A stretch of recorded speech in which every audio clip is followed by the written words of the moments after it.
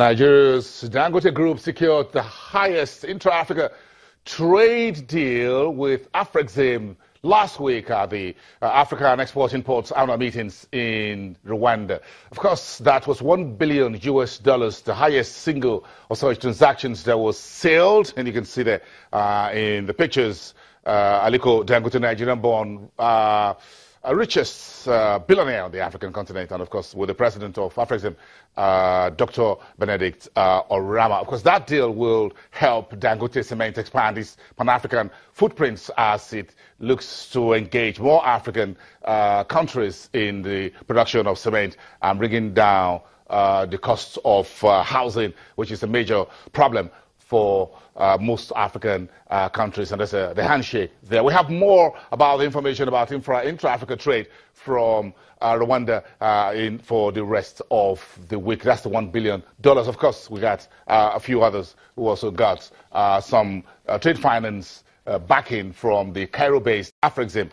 The one-week meeting finished on Saturday. Okay, let's get back to the local manufacturing data. This came overnight from the central bank. Manufacturing in June, the central bank reporting the PMI reading higher to 52.9 in the month we just finished, the third straight month of growth. According to the financial regulator, 12 out of 16 subsectors posted growth last month, led by computer and electronics, paper products, supply, plastics, primary metal, transportation, leather and footwear, furniture. Those were the sectors that are making the headlines. Meantime, the non-manufacturing PMI, or Purchasing Managers Index, increases also its reading to 54.2, the second month of growth.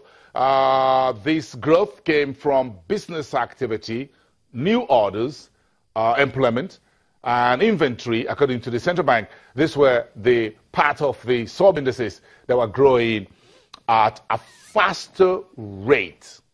Meantime, we got also this morning the Purchasing Managers report from independent source from FBN Quests, and as you may have heard or have seen the numbers, that was on track with the central bank bigger basket of PMI index survey.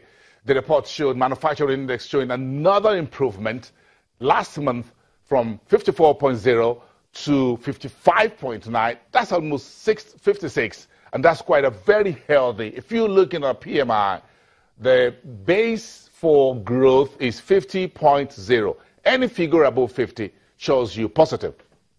According to FBN Quest, 4 out of 5 sub-indices picked up last month, and all of these sub-indices were in positive territory. The analyst says that they asked a number of questions, and the respondents, which are basically managers of companies in big, medium, and small cap, says there was an improvement in power supplies in the month of June.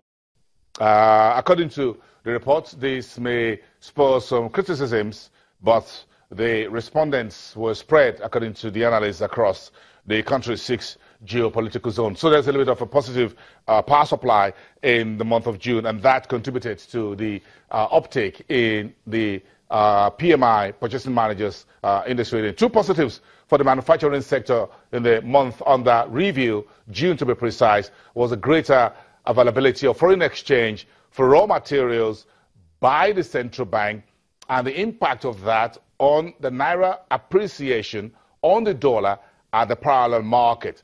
The food and beverages segment of the market were the main beneficiary of the FX raw materials and the naira-dollar appreciation.